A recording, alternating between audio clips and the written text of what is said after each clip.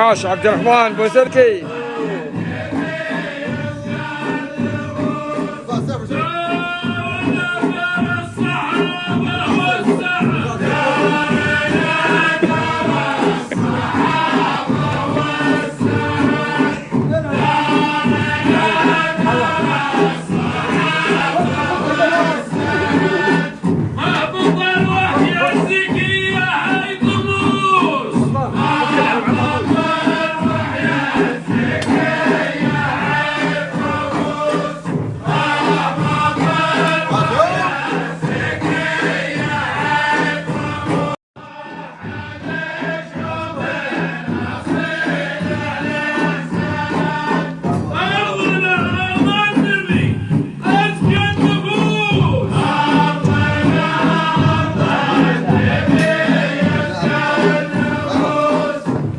عاش عبد الرحمن بوسركي.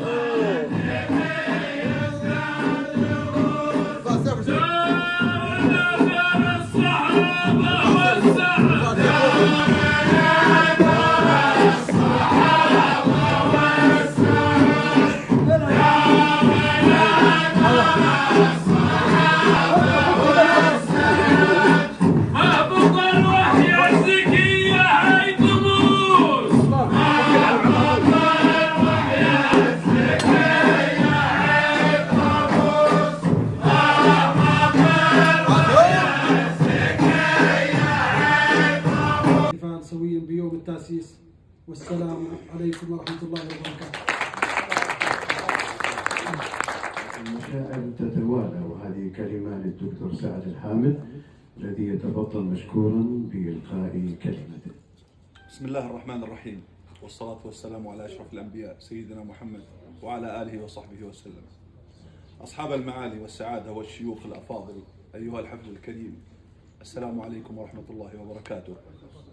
يطيب لي في هذه الليلة المباركة التي نجتمع فيها في ضيافة رجل الأعمال الشيخ سلمان بن حمود آل هدلة، رجل الخير والبر والأعمال الإنسانية، والذي عرفته رجلا وطنيا محبا لتراب هذا الوطن، وخير ممثل له أحسن تمثيل في العديد من المحافل الداخلية والخارجية، فله كل الشكر والتقدير على هذه الاستضافة.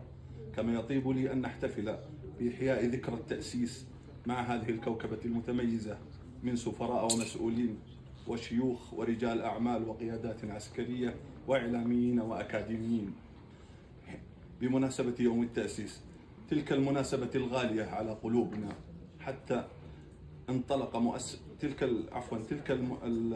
تلك المناسبة الغالية على قلوبنا حين انطلق مؤسس الدولة السعودية الأولى الإمام محمد بن سعود من الدرعية ليضع حجر الأساس لبناء الدولة السعودية الأولى، متسلحا بكتاب الله وسنة رسوله لينشر قيم العدالة والتسامح والأمن والأمان، ولتستمر عجلة التطور والنمو والازدهار مرورا بالدولة السعودية الثانية، حتى قيام الملك عبد العزيز بن عبد الرحمن بتأسيس الدولة السعودية الثالثة، والتي أصبحت معلما ونبراسا على كل الأصعدة الاجتماعية والاقتصادية والسياسية، مرورا بحكم أبناء الملك عبد العزيز بن عبد الرحمن، ووصولا إلى عهد خادم الحرمين الشريفين الملك سلمان بن عبد العزيز وولي عهده الأمين الأمير محمد بن سلمان بن عبد العزيز، فارس رؤية المملكة 2030، حيث أصبحت المملكة عاصمة للقرار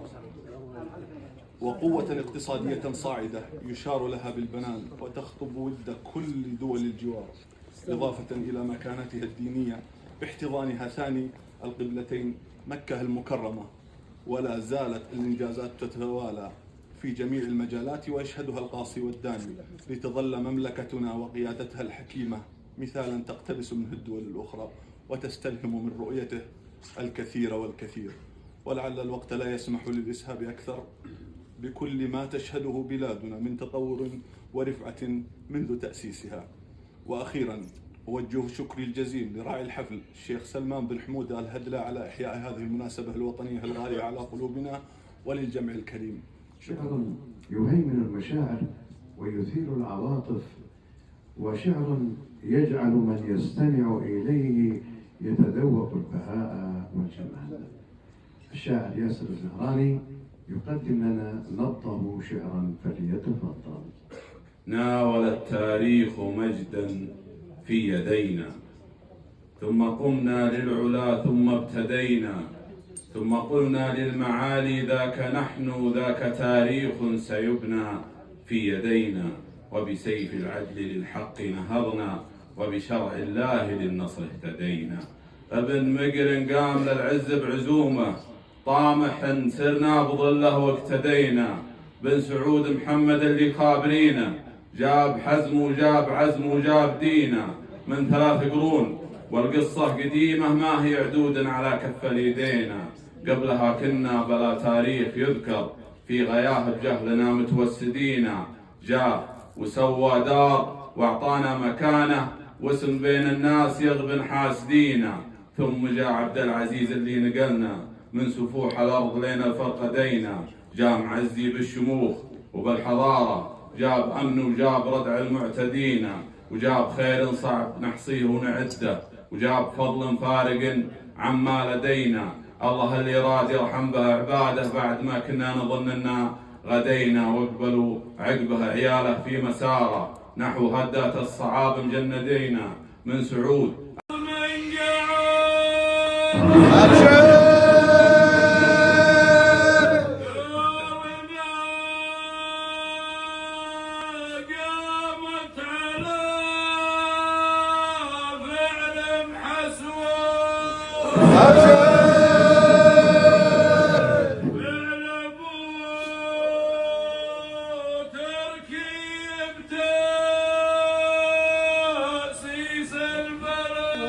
Yeah.